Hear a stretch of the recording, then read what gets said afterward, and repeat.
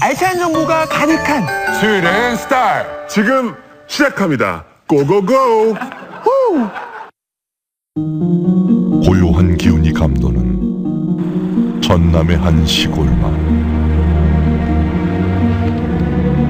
그런데 어디서 많이 본 듯한 이 장면. 뭐하러 왔어?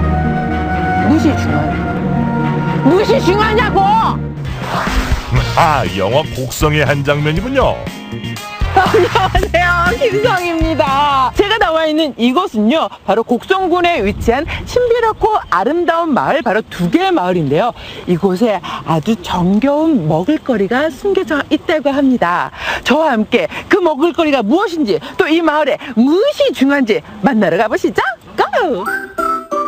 아름다운 섬진강 물줄기와 다양한 볼거리 곡성군 두 개 마을은 유명한 관광 명소로도 손꼽히는데요. 가을을 맞아 마을을 더욱 아름답고 깨끗하게 가꾸기 위한 활동이 이루어졌습니다. 안녕하세요. 안녕하세요. 어머, 잠시만요. 예. 아니, 이거 어디서 많이 보던 배지 명예이장님이시군요. 예, 네, 반갑습니다. 제가 명예이장입니다. 네, 아주 어깨에 힘이 빡 들어가게 계시다. 명예이장이 되면은 책임 같은 게 있어요. 그쵸. 어쨌든 저도 이제 농촌 출신이고 조금 멀지만 서울에서는 좀 멀지만 이 두 개의 마을을 네. 저의 또 하나의 마을로 아. 제가 명예회장이 되기로 했습니다. 고령화로 인해 침체되어가는 농촌마을 살리기 프로젝트. 또 하나의 마을 만들기는 도시민들이 명예주민이 되어 농촌마을에 활력을 불어넣어주고 있습니다. 그러니까 사이사이에 네. 단지를 넣어서 예쁘세요. 이거 좀 꼭 밟아주세요. 밟아줘야 돼 이거. 네. 이야, 모두의 정성으로 완성된 기분 좋은 꽃길. 두 개 마을에 가을이 활짝 피었습니다. 마을이 참 조용하고 좋네요, 명예회장님. 네, 좋네요 아주. 그쵸? 저기 갈 때도 있고 네, 갈 때도 갈 때 있고. 아주 이쁘게 폈네. 맞아. 우와, 이 마을은 감나무가 진짜 많네요. 네. 많아요. 저기 어르신이 지금 감 따고 계시는 것 같은데 우리 가서 일손 좀 도와드릴까요? 좋아요. 네. 한번 해보죠. 가시죠. 네. 안녕하세요. 안녕하세요. 안녕하세요. 감 따고 계셨던 거예요? 예, 그렇습니다. 지금 두 개 마을에 가면 맛볼 수 있다는 제철 먹을거리 대봉감입니다. 아버님, 그러면 감 어떻게 따는지 요령 좀 알려주세요. 그러면 네. 이것이 보면은 네. 다 이것저 간단하게 이제 열리겠네요. 이렇게 넣으면 박스 작업을 지게 기스가 나 상품까지가 못해져요. 네. 그래서 이놈을 이제. 획 돌려서 그냥 해야만이 깔끔하게. 깔끔하게 따보세요. 네, 이렇게 돌리면 돼요? 예, 따세요. 그냥 아예 비틀으면 어때요? 처음부터? 아, 비틀어 되죠. 이렇게 따면 돼요? 이렇게 되네. 원래 그리고 이렇게 농산물이라는 게 따고 바로 먹어야 맛이 아, 그렇죠. 좋잖아요. 잠시만. 떨버! 그런 거야. 어르신, 이거 왜 떨버요? 요거를 갖다 딱 보관을 한 30일 놔두면 한 3시가 됩니다. 그러면 먹으면 그렇게 맛있고 또 노화 방지가 아주 좋고 노화 방지 좋고 그래서 이렇게 젊으세요. 일반 감보다 더 큼직하고 끝이 뾰족한 모양의 대봉감. 떫은 맛에 말랑한 식감이 특징인데요. 시원한 곳에 한 달 정도 보관하면 이렇게 빨갛고 달콤한 홍시로 변신. 세탁하며 우와! 열심히 일했으면 세찬도 없어요. 이런 게 바로 시골인심 아니겠어요? 어르신들의 정까지 듬뿍 담겨 더욱 푸짐한데요. 함께 나눠 먹으니 꿀맛입니다.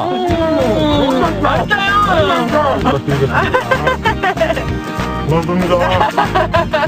명예 이장님 되게 잘하신 것 같아요. 잘하시죠? 네. 오늘도 몸소 이렇게 가서 감도 직접 따시고 네. 또 불악이 와서 꽃나무도 전부 다 일찍 오셔가지고 참 국화도 심으시고 그죠? 저 행사 준비역이라고 제일 애쓰신 분이 우리 명예이장입니다. 네, 맞아요. 이 마을도 그렇고 연로하신 분들이 많이 계시고 그래서 일손도 돕고 제2의 내 고향 마을. 예, 그렇죠. 예, 저도 예. 시골 출신이니까 예, 예. 고향 마을이라고 생각하고 한번 열심히 해볼 작정입니다. 예.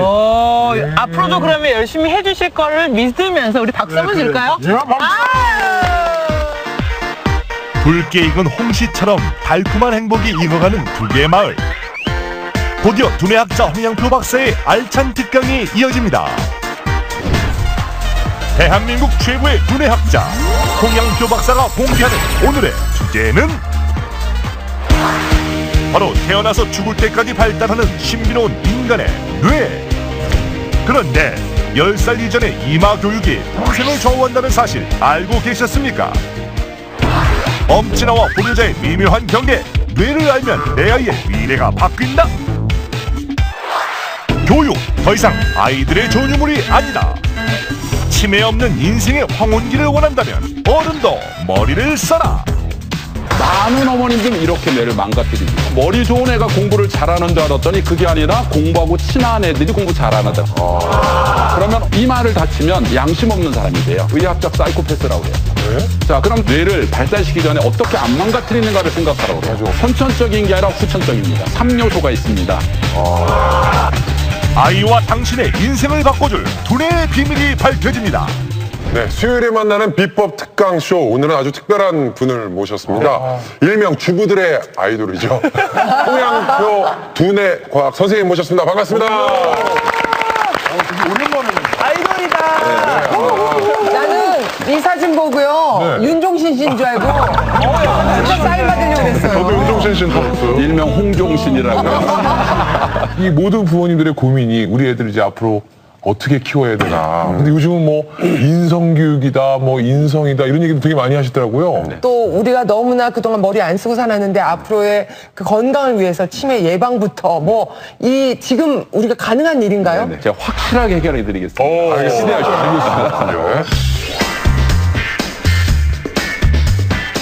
혹시 여러분 오시다 보니까 방송국 옆에서 한눈에 딱 봐도 네. 고등학생 놈들이야. 고등학생들이 한 5, 6이 모여서 담배를 피우고 있어요. 예. 어떻게 할까요? 너희 녀석 이리 와. 쫓아가서 어디서 학생들이 담배 피우고 그래. 등짝 한 대 때려주면서 니네 아빠 전화번호 말해. 이렇게 해요? 못해요? 제가 10년 전엔 그렇게 했어요. 네. 지금은 안 그래요. 왜 못해요? 맞을까봐. 나도 못해요. 나도 무서워서. 다시 말하면 내가 무슨 말을 하면 내 말이 들어갈 마음이 그 아이들에게 있어요? 없어요? 없어요. 그래서 사회교육이 없다 그러는 겁니다. 자, 고등학교 가면 애가 엎드려 있어요. 선생님이 너희 녀석 왜 엎드려 있어? 정신 차려 공부해. 이렇게 해요? 못해요? 못해요. 이게 학교 교육도 없어요. 우리 교육은 3가지 크게 있는데 사회교육, 학교교육, 가정교육. 어떤 게 가장 중요할까요? 가정교육. 네, 그런데 많은 사람이 가정교육이 가장 중요하다고 말을 하지만 사실은 가정교육 합쳐져서 없는 것처럼 보여요. 그 가정교육이 없으면 사회교육과 학교교육이 다 없는 겁니다. 오늘은 그 부분을 한번 넘어가 보도록 하겠습니다. 여러분 내 아이를 믿으시나요? 아이 믿어요? 아이 믿어야죠. 아, 믿죠? 믿어야죠. 여러분은 저는 믿으시나요? 항상 되새겨요. 네, 그래서 믿어야 결혼하면 믿어야 한다. 네, 결혼하면 애한테 재산 전부 등기해 줄 거죠? 아니 또 뭐 돌아가실 때? 아니 저 요즘 조금 고민이에요. 이것들이 요즘 아빠 출퇴근할 때 인사도 안 하고 그것 때문에 제가 좀 이렇게 재고 있어요. 자, 그러면 집 하나 있는 거 왜 자식 새끼를 못 주냐는 거죠. 딱 하나예요. 돈만 빼고 다 믿는다는 거죠. 그래서 그 집 주고 나면 나 죽을 때까지 내가 내 돈처럼 갖다 쓸 수 있다고는 믿음만 있으면 주죠. 그렇지. 그 믿음이 없는 사이가 돼버렸습니다. 저희 아버님 예를 들어보면요. 저희 아버님 20에 결혼하셨대요. 자, 그럼 지금으로 보면 20은 결혼할 나이에 아직은 어려요. 어리죠. 근데 저희 할아버지는 20살밖에 안 된 저희 아버지에게 재산을 몽창 줬다는 거예요. 이거 무슨 말입니까? 부모가 자식을 몇 프로 믿어서? 100%. 100%예요. 이렇게 아주 100% 믿는 우리 아버님 세대는 그 대신 학교는 많이 못 나왔어요.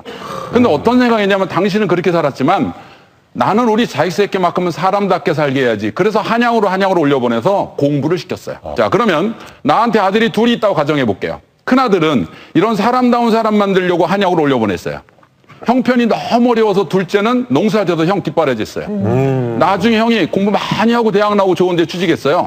어느 날 보니까 누가 부모 모시고 효도하고 사람처럼 살을까요? 둘째가요. 둘째. 어떻게 하세요? 강의도 안 듣고. 아침 드라마. 그 드라마에서 많이 봤어요. 많이 봤죠? 우리나라 속담에도 있습니다. 네. 굽은 나무가 산을 지킨다고요. 잘난 나무는 다 뽑혀서 팔려갔어요. 맞아요. 그러면 사람다운 사람 만들려고 한양으로 보냈더니 가만히 서 있는 동생만도 못한 사람이 돼 있다. 다시 말하면 공부는 많이 시키면 많이 시킬수록 버릇없는 놈이 된다. 내일 밖에 보내지 마세요. 집에 눈이 사람마다 결론이 다르죠. 이렇게 넣어요. 그럼 끝이에요. 그러면 정말 공부를 하는 놈이 이렇게 나쁜 거냐? 아니에요. 우리가 어떻게 했냐에 따라서 정말 위대한 사람도 만들 수 있고 어떻게 했냐에 따라서 사람만도 못한, 늑대만도 못한, 짐승만도 못한 사람을 만들 수 있는 그게 바로 뇌 비법입니다.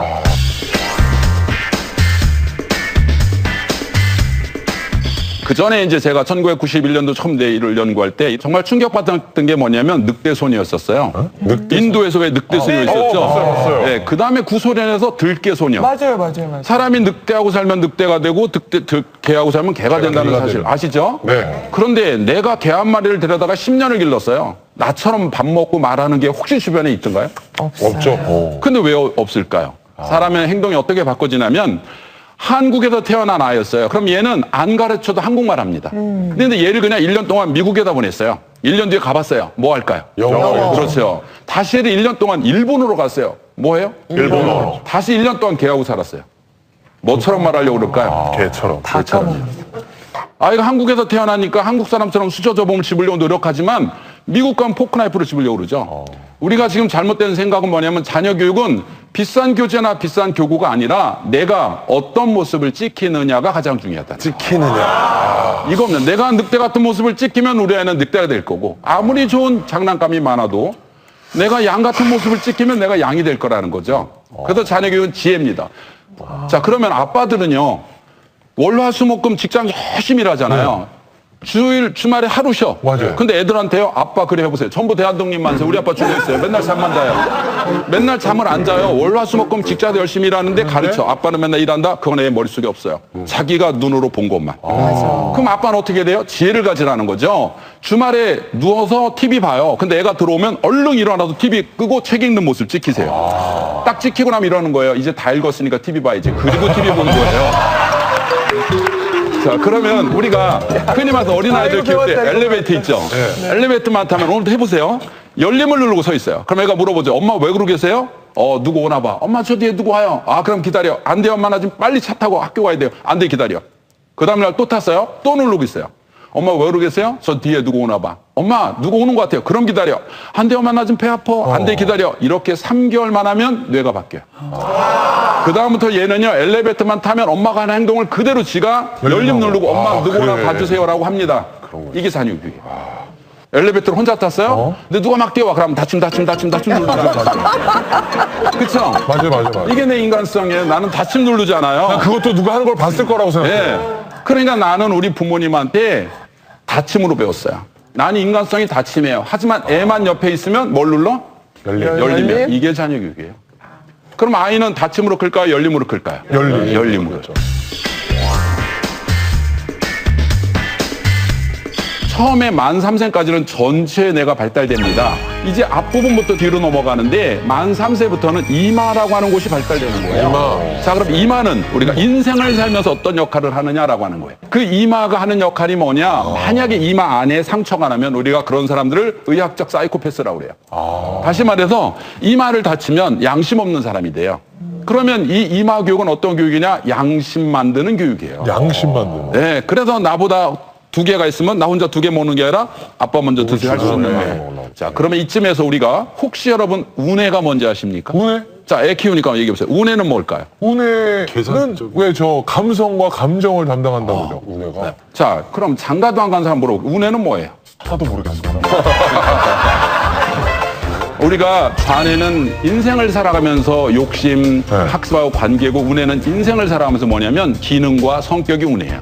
기능과 성격이 어떤 게 중요할까요? 인생을 살다 보면. 인생 살면 네. 기능이 중요해요? 성격이 중요해요? 성격. 아무리 일 잘해도 성격이 안 좋으면 그렇죠. 일하기 싫죠. 그러면 그 운해는 뭐냐라고 하면 운해는 바로 인간관계 눈치가 운해예요. 그러니까 우리가 운해 교육은 뭘 만드는 거냐? 눈치를 만드는 거예요. 아, 우대가 눈치예요? 그럼요. 자, 그러면 우리 4명이 직장 입사 동기예요. 점심 먹고 나서 야, 이리 와 커피 한잔 하자. 우리 200원씩 넣고 커피 먹는데 얘 혼자만 5,000원짜리 커피 하나 갖고 혼자 먹고 서 있어. 그런 애도 미워하는 있어요. 미워. 있죠, 밉죠. 근데 얘는 뭐라 그래요? 왜 나만 미워해? 눈치가 없으면 봐도 왜 나를 미워하는지 몰라요. 그래서 맞을 짓 하는 거예요. 엄마가 바깥에서 기분 나빠 들어왔는데 눈치 없는 애들 쫓아다니면서 잔소리하다 그이 한 대 맞잖아요. 네. 그거를 바꾸라는 거예요. 어떻게 엄마가 기분 나빠 들어오면 방문 열어놓고 책 읽고 있는 애. 얘 맞아 안 맞아? 얘 절대 안 맞아요. 이게 운해예요. 그러니까 운해라고 하는 건 그 사람의 눈을 봐서 그 사람의 마음을 읽을 수 있는 힘이에요. 어느 쪽으로? 좋은 쪽으로. 그래서 인성교육입니다. 인성을 결정하는 운회, 학습 능력과 밀접한 좌뇌. 두 개 균형이 맞아야 1%의 인재가 된다. 내 아이의 두뇌 균형을 알아볼 수 있는 두뇌 선호도. 듣고 쓰고 말하고 이해하는 좌뇌 영역 4가지. 마음과 성격, 행동을 만드는 우뇌 영역 4가지. 총 8개 영역을 통해 알아보는 뇌 교육 비법. 우리 아이는 좌뇌형일까 우뇌형일까? 맞춤형 솔루션이 지금 공개됩니다. 이제 저는 뭘 연구했냐면 선호도라는 걸 연구했습니다. 선호도? 선호도, 뇌 선호도. 네. 이게 뭐냐면 머리 좋은 애가 공부를 잘하는 줄 알았더니 그게 아니라 공부하고 친한 애들이 공부 잘하는 애들라는 거예요. 예. 자, 그러면 뇌는 뒤에 이제 차트를 보면 좌우의 그래프가 있습니다. 이게 이제 선호도라고 그러는데 얘가 공부하고 친하냐 안 친하냐 볼 수 있는 게 바로 저겁니다. 뭐 수리력, 추리력을 관계를 보면 전 알죠. 딱 검사하고 어머니 얘가 공부하고 안 친해요, 친해요. 이걸 알 수 있습니다. 혹시 학교 다닐 때 IQ 검사한 기억 있나? 기억나죠? 네, 얼마 나왔어요? 이게 방송에서는 한 30 올려도 돼요? 올리세요. 저는 정확하게 109 나왔었어요. 30 올려도 109 나왔어요. 한 50 올리세요. 50 그 정도면 이제 딱 이제 평균보다 좀 높은 수준이죠. 109가? 아닌가요? 평균 109면 평균 한국 사람 평균 IQ가 106이에요. 네. 높은 편이에요. 근데 이것도 이제 IQ는 크게 변하지 않지만 실용 IQ라는 게 있습니다. 그럼 올라가다 머물다 떨어져요. 자, 지금 오영실 씨 올라가는 중일까요? 머무는 중일까요? 떨어지는 중일까요? 글쎄 퇴행해가지고 이제 떨어지려고 하겠죠. 아세요, 그거? 네. 눈치는 빨라요. 모르고 계시는 줄 알고 예. 떨어져요. 그 우리가 보통 뭐 그런 여러 가지 증거 중에서 건망증이 나오고 이제 통제 간다도 별것 때문에 화가 나고 이제 이런 증거들이 있는데 아이들하고 어른하고는 뇌가 확연히 다른 게 뭐냐면 아이들은 일단 뇌가 창의성이 여러 개 발달돼 가지고 시냅스가 많이 있어요. 그래서 아이들은요. 엄마가 똑같은 동화책을 책 읽어줄게 하면 어제 읽어준 책을 계속 배워요. 맞아. 네. 그리고 2년 보고 3년째 봐요. 맞아. 똑같은 책을 계속 보고 또 계속 책 읽어주면 반복해. 또 계속 반복해서 질문해. 그러니까 엄마는 뭐라 그래? 너 죽을래? 진도 나가야 되는데 그냥 진도를 가자. 어른들은 가지를 쳐요. 뇌를 가지를 쳐서 똑같은 강의를 똑같은 책을 똑같은 영화를 2번 보고 3번 안 봐요. 왜? 이미 다 가지쳐서 논리적 사고가 발달된 겁니다. 그래서 엄마가 아이보다 머리가 좋아 보이지만 사실은 아이가 머리가 좋은 거예요. 초등학교 1학년 엄마들 조사해봤어요. 어머니 애가 학교 끝나고 집에 오면 하루에 몇 분이나 공부를 봐주시나요? 그랬더니 30분에서 1시간 봐준다가 84%야. 대단하잖아요. 많이 봐주는 건데. 4분만 지나면 열리는 엄마들이 어떻게 30분에서 1시간을 봐주냐고요. 이게 세계에서 유일하게 한국 엄마들만 합니다. 제가 또 연구했어요. 우리나라 엄마들은 어떤 에너지가 있어서 뚜껑 열린 상태에서 30분에서 1시간을 갈 수 있을까? 이거를 6개월 동안 찾았어요. 그리고 내가 우리나라 엄마들의 장점을 찾았습니다.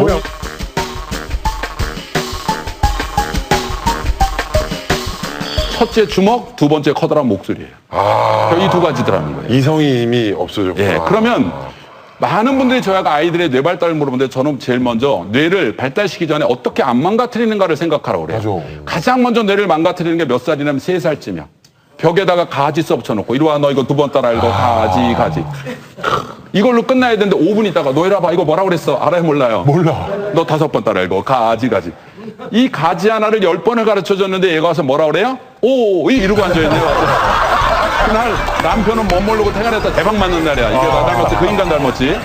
제가 초등학교 교사 연수할 때 항상 부탁합니다. 선생님 1학년 담임 맡으면 무궁화 꽃이 피었습니다. 이런 어려운 받아쓰기 너무 서두르지 마세요. 왜요 박사님? 엄마들은요 꽃자 하나만 들려오면 아주 쉽게 이렇게 말해요. 한바닥 써 이거요. 한바닥 써가 얼마나 어려운지 내가 어머님들 참관 수업 때 1학년 엄마들에게 조사를 해봤어요. 애들처럼 연필로 또박또박 써보라고 그랬어요. 이 한바닥을. 손에서 땀남 연필 놓으세요 그랬더니 대부분 어머님들 8줄 못 넘어가요. 애들이요 2줄밖에 못 써요. 2줄 쓰다가 손에서 땀이 나서 손을 이래요. 그것도 꽃 하나 틀렸는데 엄마는 무궁화 꽃이 피었습니다. 다 쓰래요. 근데 얘가 쓰는 게 두 줄이에요. 무궁화 꽃이 피었습니다. 무궁화 꽃이 피었습니다. 그 다음부터는 무무무무무 궁궁궁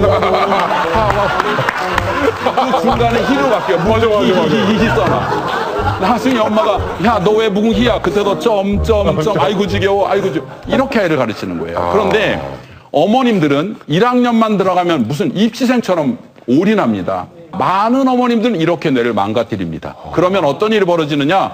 뇌하고 선호도가 안 좋아요. 그래서 엄마가 공부하자 그러면 뇌가 가르쳐요. 야 도망가 이렇게. 엄마 무서운데 어떻게 도망가? 뇌가 가르쳐줘요. 물 먹고 싶다 그래? 뇌가 가르쳐줘요. 이것도 또 스토리도 다양해요. 또 물 먹고 싶다. 야 이번에는 화장실 가고 싶다 그래? 이렇게 가르쳐줘요. 그러면 아무리 머리가 좋아도 공부하자 10분도 못 앉아있고 물 먹고 싶고 화장실 가고 싶은 애는 그거를 훈련으로 바꾸지 않으면 얘가 평생 공부 안 하는 거예요. 왜? 학교에 앉아있는데 뇌가 도망가죠. 책상에 앉아있는데 뇌는 도망가죠. 그래서 건성 하는 거죠. 근데 많은 어머님들은 이런 뇌를 만들어 놓고 학원 바꾸고 과외 바꾸고 공부하라고 잔소리하고 그래서 또 하나를 망그러뜨리는 겁니다. 이게 좌뇌예요.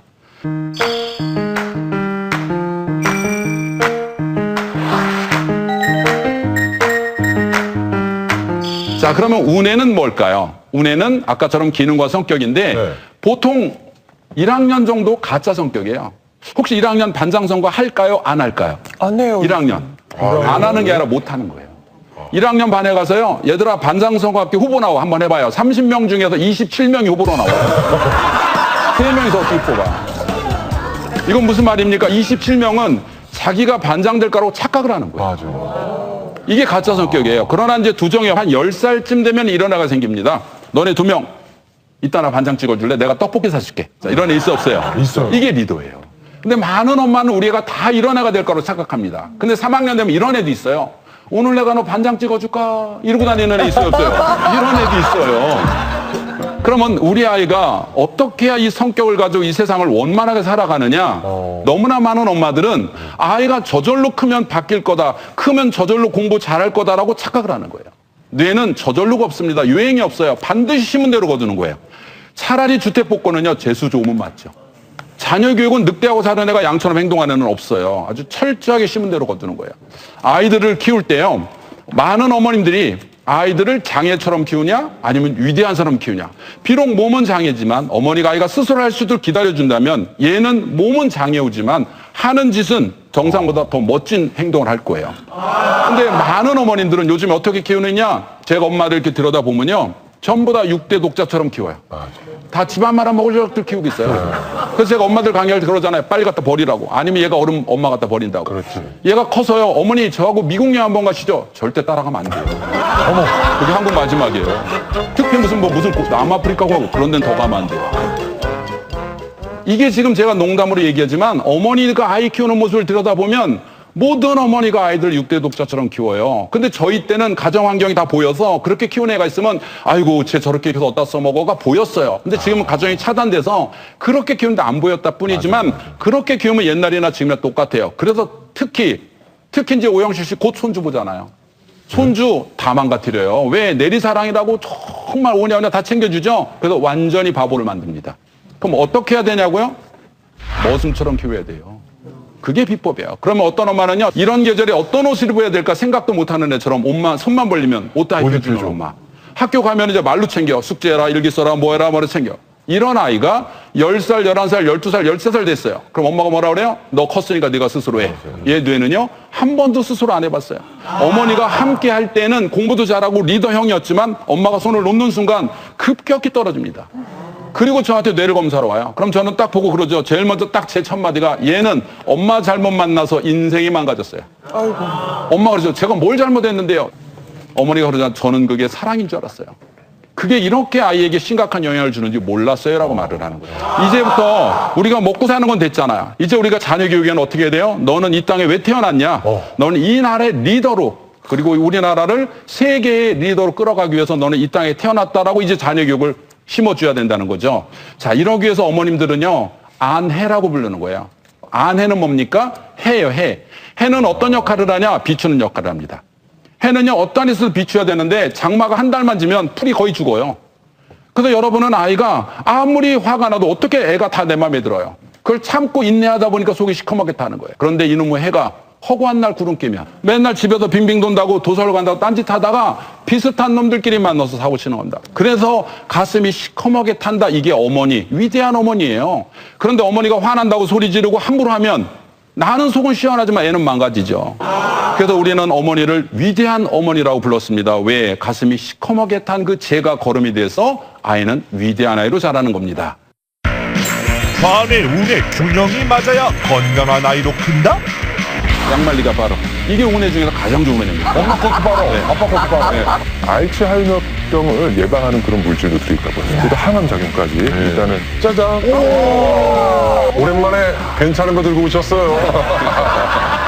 제가 딸아이가 둘 있잖아요. 강의 속에서 계속 아이를 망치는 엄마 계속 저 같은 거예요. 그래가지고 이제 뜨끔하면서 들었는데 막상 초등학교에 가니까 저도 뭐 과정 뭐 이런 걸 다 생각하지 않고 오늘 몇 개 맞았어. 맞아. 너보다 잘하는 몇 명 있어. 너도 몇 등인 것 같아. 이런 걸 자꾸만 알고 싶어지더라고요. 요즘 다 바쁘게 사니까 네. 저도 돌아보면 너무 후회되는 게 많은데 아이가 신발끈을 자기가 묶는다고 그럴 때 나는 늦는데 얘를 1분, 2분 기다려주다가 엄마가 해줄게 한 적이 하루 이틀이 아니었거든요. 그렇죠. 그래서 지금 돌아보니까 다 정말 지연 씨뿐만 아니라 나도 3살 때부터 애를 망쳤나? 이런 생각이 들어요. 어떡하죠? 그래도 오영실 씨 희망을 가지세요. 손주 있잖아요. 이제 앞으로 손주. 네.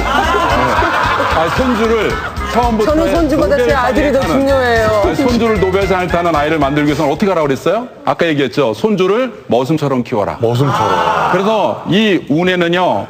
운해가 좋은 애들은 불러야 돼요. 그래서 내가 엄마를 보면 좌뇌고 애가 엄마를 보면 운해예요. 그래서 엄마 뭐 도와줄까 계속 불러야 돼요. 그래서 머슴처럼 키우세요. 그 대신 며느리 볼 때는 왕자처럼 키우고 며느리 없으면 머슴처럼 키우고 이러면 얘는 반드시 잘 클 겁니다. 아니 그러면 지금 이제 좌뇌 우뇌 계속 이렇게 말씀하셨는데 이 좌뇌 우뇌가 좀 골고루 같이 잘 이렇게 균형 있게 성장하는 게 제일 좋은 거잖아요. 네. 요걸 좀 생활 속에서 네. 좀 실천할 수 있는 팁은 뭐가 아주 있을까요? 팁 2가지를 드리겠습니다. 먼저 하나는 네. 애가 집에 오면 양말 네가 빨아. 양말 네가 빨아. 양말 네가 빨아. 예를 들어서 손 비누물 뭐 따뜻하면 얼마나 좋습니까? 거기다 더 뛰어난 애 만들려면 내 양말도 네가 빨아. 그렇지. 뛰어나야 되겠죠. 엄마 것도 빨아. 네. 아빠 것도 빨아. 신발장 네가 정리해. 그리고 자 책장 정리해. 그런데 재미난 책은 왼쪽, 재미없는 책은 오른쪽에 꽂아. 라고 하는 이런 일상생활과 또 하나는 양손을 쓰는 거죠. 양손이요? 예, 양손 쓰는 거. 왼손잡이로 태어난 애 보고 그래 너 왼손으로 다 하는데 글씨만 오른손으로 써 이렇게 말합니다. 이 글씨 쓰는 게 오른손으로 하는 것보다 가장 중요한 게 이 글씨 쓰는 겁니다.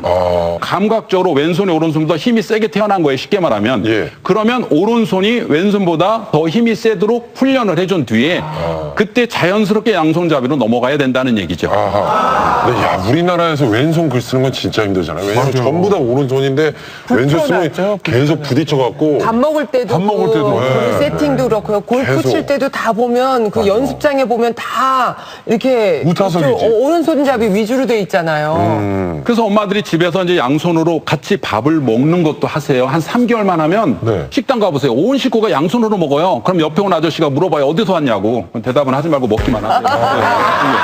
자, 그럼 우리가 한번 실습을 해보자고요. 나는 얼마나 잘 쓸 못 쓰는지 여러분 앞에 한번 보세요. 네. 젓가락. 네, 젓가락이 있고 뭐가 있어요? 콩이요. 네, 콩을 과연 왼손으로 집을 수 있을까? 그 콩을 왼손으로 잡아서 옮기는 거. 이게 젓가락으로요? 네네.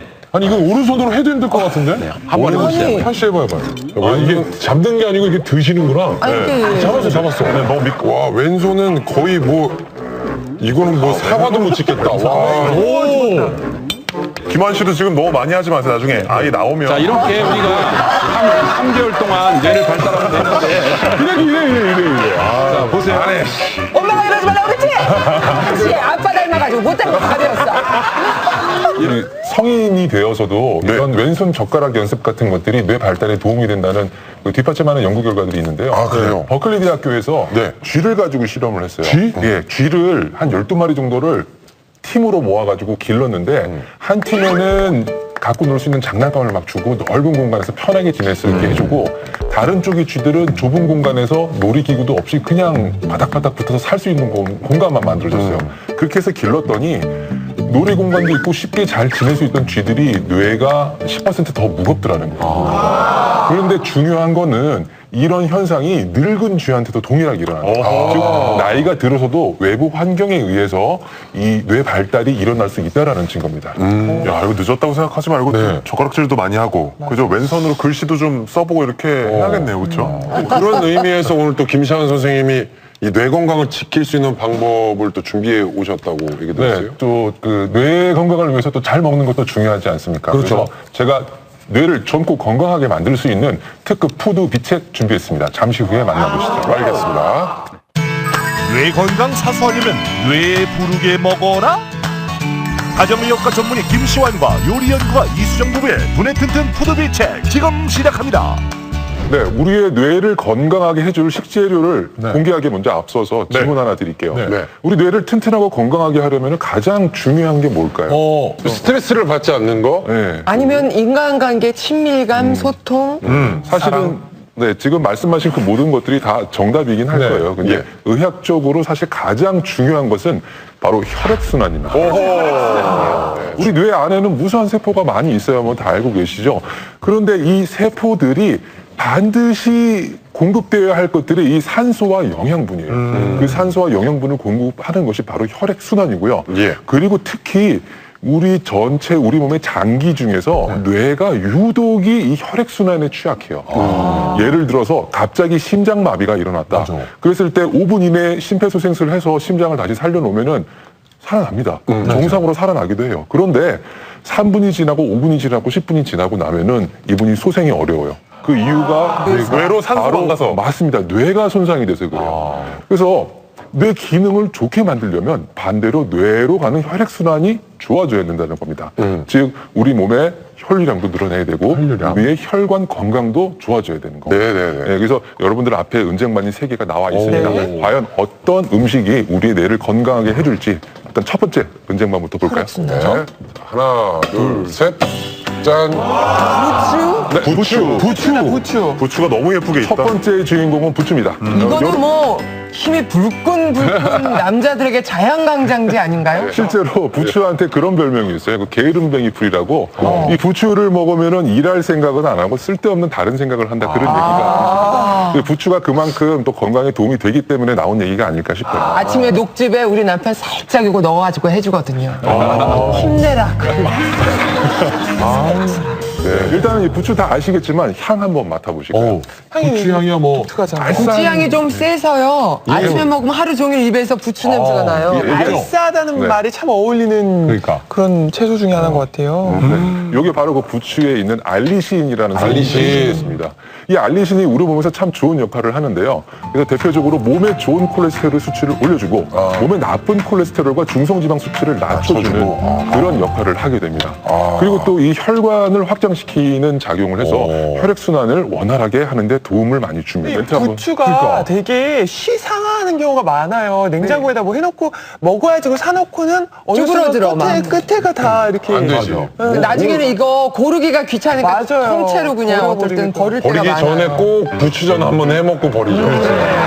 남았을 경우에는 어쩔 수 없이 보관을 해야 되잖아요. 그럴 때는 신문지에다가 흙 묻은 채로 씻지 말고 그대로 싸서 냉장고에 보관을 하시거나 아니면 뭐 키친타올 같은 이런 종이류에 싸서 보관을 하시면 좀 더 오래 신선하게 드실 수가 있습니다. 두 번째 이제 은쟁반 열어볼게요. 하나, 둘, 셋. 짜잔!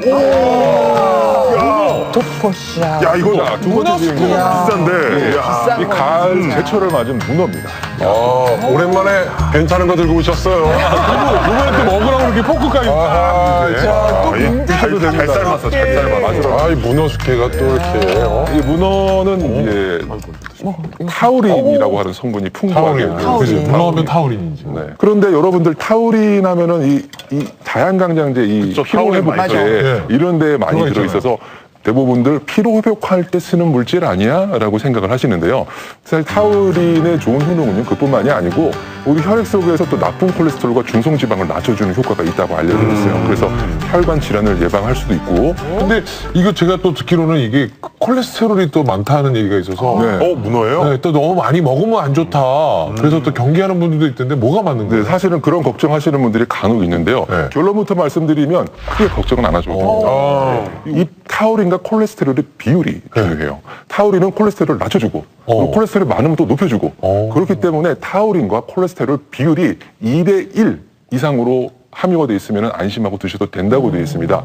그런데 이 문어는 2대1 이상, 그러니까 즉 콜레스테롤보다 타우린 함량이 2배 이상 들어있어요. 그래서 콜레스테롤에는 크게 걱정 안 하고 드셔도 돼요. 아니 이렇게 지금 이 상태로 지금 예쁘게 나왔잖아요. 근데 이 상태 만드는 것도 되게 힘들잖아요. 빨판 닦는 것부터 힘들어요. 제가 이거 정확하게 알고 있죠. 어떻게 닦아요? 굵은 소금으로 일단 저는 하긴 했는데 굉장히 쉽지 않아요. 굵은 소금으로 이제 빨판 같은 거 이렇게 박박 닦아내셔도 되지만 그렇게 하면 흠집이 좀 생길 흠집 수가 많이 있어요. 나요. 그러니까. 네, 그래서 그럴 때는 밀가루를 이용해서 빨판을 이렇게 문질러 주시면 이물질이 쉽게 제거가 되고요. 또 삶으실 때는요. 무랑 식초를 넣어서 삶으시면은 잡내도 좀 날아가고 부드럽게 즐기실 수가 있습니다. 그렇게 해서 삶아서 다른 요리에 응용을 하시면 됩니다. 근데 이걸 좀 더 오래 삶으면 질겨지거든요. 그래서 나는 늘 이걸 몇 분을 삶아야 되는 게 가장 적당한지를 모르겠어요. 촉촉하게. 무랑 식초를 넣어서 먼저 끓인 후에 그 물이 끓어오르면 문어를 넣어서 한 15분 정도 삶아주시면 됩니다. 15분. 너무 의외예요. 지금 첫 번째가 부추였고 두 번째가 문어였거든요. 저는 오늘 무조건 호두는 나올 것이다. 맞아. 호두 왜요? 왜냐면 머리에 좋은 건 호두. 뇌를 닮아가지고 맞아. 머리가 호두 많이 먹으면 머리 피를 좋아진다는 깨끗하게 하는 것도 미역도 있으니까 애기 낳고 미역을 많이 먹거든요. 한번 열어볼까요? 자, 세 번째. 뚝배기 불고기 한번 나왔어요. 하나, 둘, 셋, 짜잔! 야, 불고기는 아닌데. 이게 뭐지? 신기하긴 하다. 이게 뭘까요? 여러분 한번 드셔보시고요. 이거 먹어도 돼요? 견과류 맛이 나요, 좀. 처음 느껴보는 식감이에요. 처음 보시는 거죠? 네. 식감도 처음이에요. 그냥 보면 약간 팝콘 같은 느낌도 들고. 네네네. 근데 안 이게 튀겨진. 바로 그 타이거 너츠라고 하는 겁니다. 타이거 너츠? 타이거 너츠? 타이거 너츠. 그 이것도 견과류네. 일단 이름만 들어봐도 뭔가 너츠 견과류 같고 네, 네. 또 일단 딱 드셔보시면 고소하게 견과류 식감도 맞아요. 좀 나고 그렇잖아요. 그렇지만 이건 견과류가 아니고 일종의 덩인 식물 중에 일종인데요. 스페인에서 주로 재배가 되고요. 원래 우리나라에는 잘 자라지 않은 식물이었는데 북한에서 이제 이걸 들여와서 뭐 이름을 기름골이라고 하는 이름으로 좀 바꿔가지고 이렇게 재배한다 이런 얘기도 있고요. 옥스퍼드 대학의 연구에 따르면은 200만 년 전에 우리 동아프리카에서 살았었던 우리 고대 조상들이 이걸 즐겨 먹었다고 합니다. 굉장히 그래서 구석기 시대 사람들이 이 건강을 유지하는데 굉장히 도움이 많이 됐다고 하니까 영양 성분이 굉장히 높을 거라고 알고 있어요. 네. 그뿐만이 아니고요. 고대 이집트에서 죽은 자 무덤에 옆에다가 같이 묻어놨대요. 그 이유가 죽은 자가 먼 길을 가는 동안 좋은 음식을 먹고 무사히 잘 가라고 영양분이 풍부한 음식을 같이 매장하는 풍습이 있었는데 그렇게 옛날부터 좋은 음식이다, 영양분이 많다라고 알려질 만큼 그 우수한 가치가 인정받고 있었던 것으로 추정이 됩니다. 이거 먹어보니까 약간 중독성 있어요. 쫀득쫀득한 자꾸 손이 가네 손이가 자꾸 가는데 이게 그렇다면 아주 그 대중적인 채소인가요? 외국에서는? 네, 스페인 여행 가서 한번 드셔보신 적이 있으신 분들도 있을 거예요. 오르차타라는 음료라고 오르차타 많이 들어봤어요. 많이들 드시는데 주로 뭐 스페인에서는 배탈이 나거나 뭐 속이 좀 안 좋다 이럴 때 주로 많이 마시는 스페인의 국민 음료다 이렇게 생각을 하시면 좋습니다. 나 이렇게 들으니까 저 기억나는 것 같아요. 그래요? 저는 이게 스페인 건 줄 모르고 일본에서는 요즘 요거 되게 건강한 걸로 유명하게 건강에 좋다라고 슈퍼푸드로 되게 유행하고 있어요. 최근에는 미국하고 아까 말씀하신 일본에서도 원신 식단, 예전에 원시인들이 먹던 식단 이런 것들이 열풍이 불면서 상당히 인기를 많이 끌고 있습니다. 근데 그 이유가 뭘까요? 그 중에 이제 대표적인 것이 바로 식이섬유 때문에. 식이섬유. 이게 뿌리채소라고 했잖아요. 그래서 이 식이섬유가 많이 풍부하게 들어있습니다. 근데 식이섬유라는 건 일단 변비에 굉장히 좋은 건 아니겠어요. 혈관하고는 무슨 관계가 있는 거예요? 그러게요. 네. 이게 흡수가 안 되고 들어가면서 장에서 중요한 역할을 하는 게 지방 흡수를 방해해요. 그렇기 때문에 우리 혈액을 맑게 해주는데 많이 도움을 주죠. 그리고 혈중 콜레스테롤 수치도 낮춰주고요. 실제로 해외에서 연구에 의하면요, 식이섬유를 섭취하는 것이 대장암, 관상동맥, 그리고 심장질환, 비만을 방지할 수 있다라는 연구 결과들이 아주 많습니다. 근데 이게 식이섬유가 여기에 들어있다고 네. 얘기를 하셨잖아요. 근데 식이섬유 하면 우리가 또 그냥 채소 많이 먹으면은 맞아요. 뭐 고구마, 그죠? 또 우엉. 푸른 채소, 우엉 이렇게 얘기를 하시는데 이게 사실은 어마어마한 함유를 가지고 있어요. 식이섬유 함유를. 이 타이거너츠에 함유된 식이섬유 양이요, 우엉하고 비교했을 때 우엉보다 14배가 더 많아요. 100g당 57.91g, 이 절반 이상을 식이섬유로 가지고 있어요. 근데 우엉은 우엉 자체로 먹기 좀 그런데 이거는 뭐 이거는 그냥 먹어도 되니까 간식으로 식탁에 너무 조금만 좋은데? 놓으면 정말 그 화장실 때문에 괴로워하는 맞아요. 여성들이 얼마나 많은데요. 네, 그래서 사실 이제 특히 요 식이섬유도 종류가 여러 가지가 예. 있는데 불용성 식이섬유라는 것이 많이 들어있어요. 불용성 식이섬유는 말 그대로 물에 녹지 않는 성분입니다. 그래서 이 장의 그 배변 활동을 원활하게 해주는 그런 효과가 있습니다. 그리고 또 불용성 식이섬유의 중요한 역할 중에 하나가 이 소장에서 포도당의 흡수를 조금 늦춰줘요, 속도를. 그래서 이 속도가 늦춰지면은 인슐린이 분비되는 것이 완만하게 일어나거든요. 당뇨 환자의 혈당 조절에 또 도움이 됩니다. 이거 좋다. 그리고 또 타이거너츠에 또 많이 들어있는 성분이 오메가 지방산이 있는데요. 불포화 지방산이 많이 있어서요, 나쁜 콜레스테롤을 낮추고 좋은 콜레스테롤을 높이고, 그래서 심장 건강 그리고 혈관을 젊게 하는데 많은 도움을 줍니다.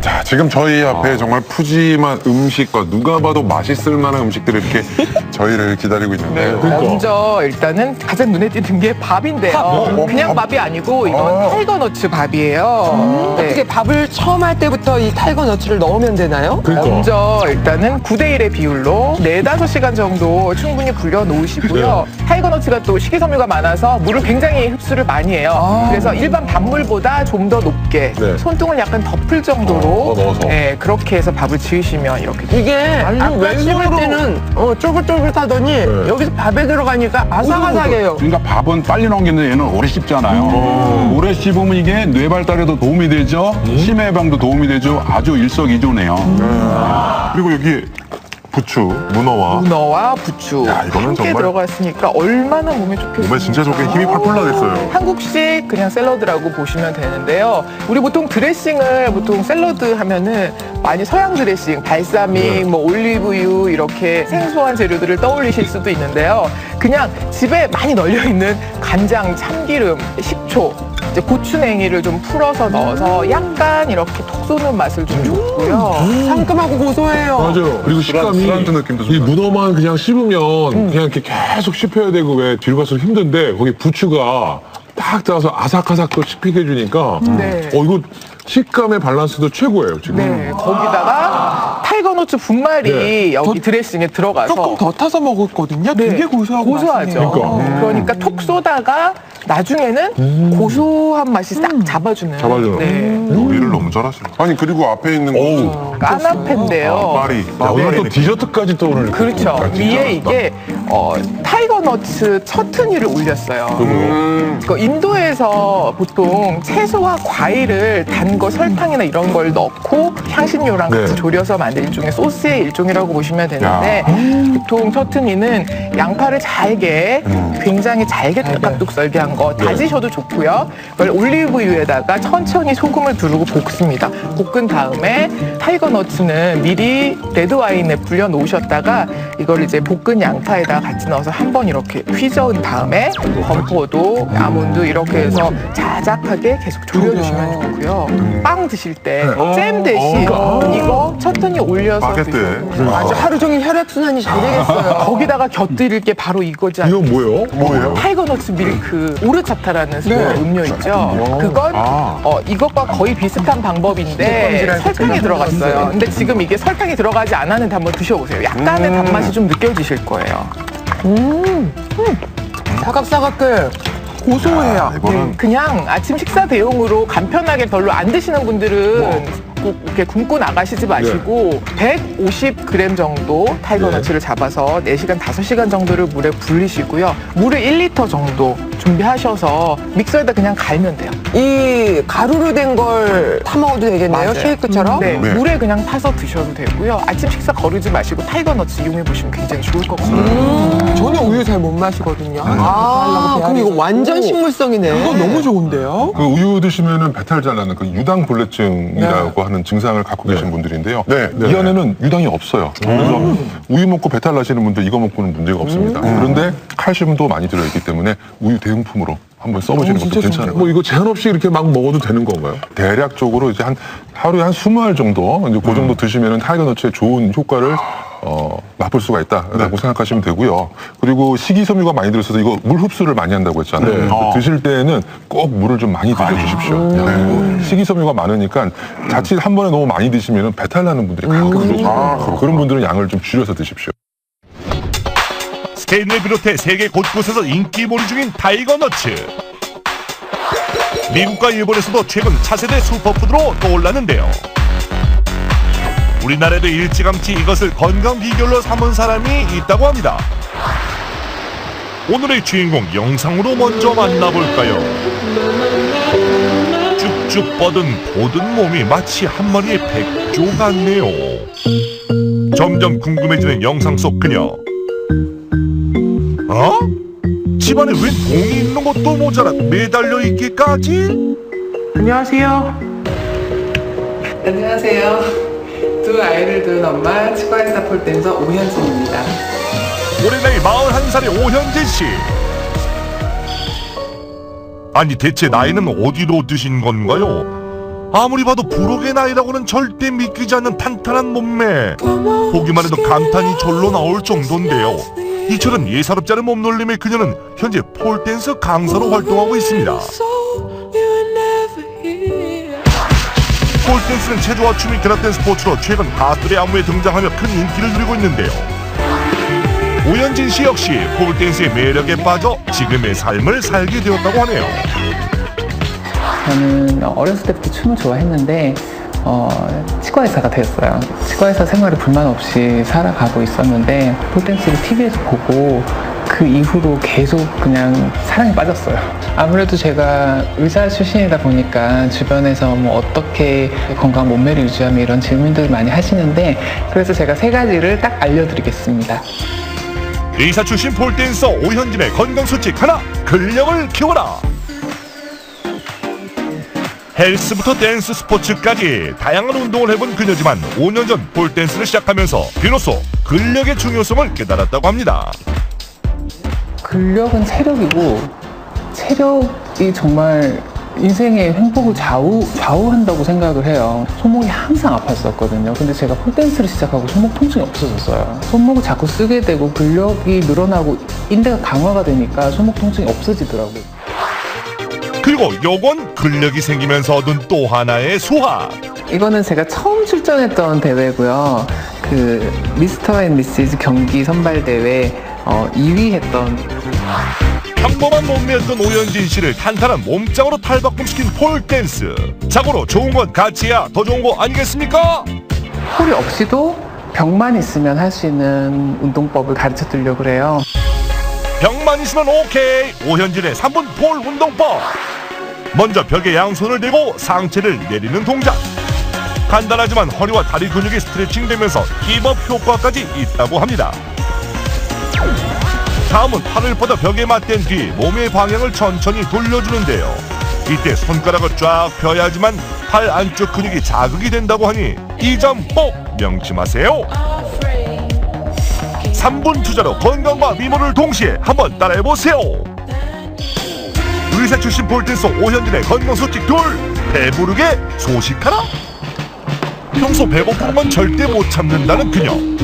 그렇다면 이 밥상 안에 무슨 비밀이 숨겨져 있는 건 아닐까? 일단 식이섬유를 많이 포함한 것들을 넣어서 같이 함유해서 먹으려고 그러거든요. 그냥 먹으면 너무 많은 양을 먹게 되더라고요. 그래서 나토도 그렇고 생야채도 그렇고, 그리고 식이섬유 굉장히 풍부한 타이거 너츠예요. 약간 씹으면 씹을수록 단맛이 조금씩 사탕수수 비슷한 그런 단맛이 느껴진다 해야 되나? 그런 느낌이 있거든요. 그래서 재밌어요. 씹으면 자꾸 단맛이 나서. 식이섬유가 많아 즐겨 먹는다는 타이거너츠. 과연 다이어트에도 좋을까요? 타이거너츠는 식이섬유가 풍부하다고 알려진 아몬드보다 칼로리는 100칼로리가 적지만 불용성 식이섬유의 함량이 3배 이상 높아서 변비 예방과 다이어트에 효과적입니다. 또한 비타민 E의 함량도 2배 이상 높기 때문에 피부 탄력과 노화 방지에 도움이 됩니다. 식사 후에는 반드시 후식을 챙긴다는 그녀. 장 건강과 면역력이 좋은 요거트를 즐긴다는데요. 지금 요거트에다가 타이거너츠 가루를 넣어줬어요. 좀 더 빨리 포만감을 느껴서 탄수화물 양을 좀 줄일 수 있도록. 타이거너츠가 다이어트에 좋은 또 하나의 이유는 바로 저항성 전분 때문. 저항성 전분이란 몸속에서 지방의 분해 요소인 리파제의 분비를 촉진해서 지방을 먼저 연소하게 만들면서 그 자체는 소장에서 흡수되지 않기 때문에 대장까지 이동하는 동안 충분한 포만감이 유지되게 합니다.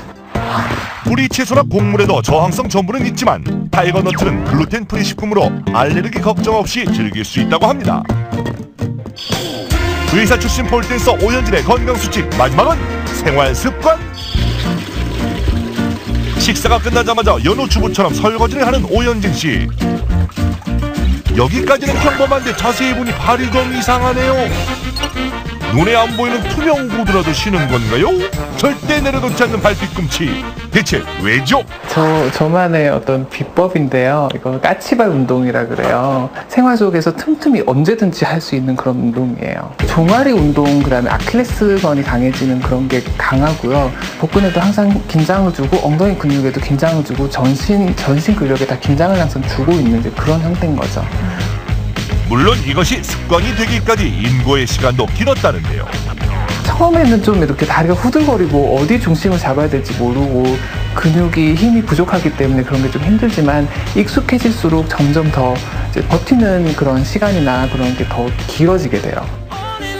건강수칙 3가지를 전수한 오현진 씨. 마지막으로 당부할 말이 있다고 합니다. 가장 늦었다고 생각될 때가 가장 빠를 때라고 생각을 해요. 그래서 지금 하고 싶은 게 있다면 바로 도전하세요. 힘내세요.